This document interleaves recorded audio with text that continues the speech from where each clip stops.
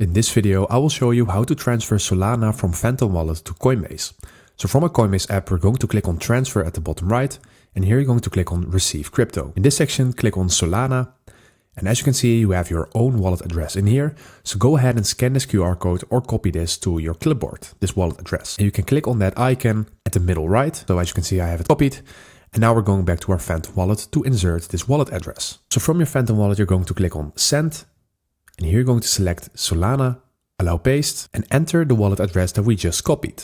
So let's insert it and click on Next. Insert the amount that you want to send. So let's say €3, click on Next, and now you click on Send. And as you can see, we have successfully sent our Solana to our Coinbase. So let's click on Close.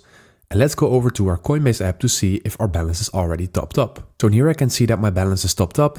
And when I go to transactions, I see that I have received my Solana for €3. So that is how you transfer Solana from Phantom Wallet to Coinbase.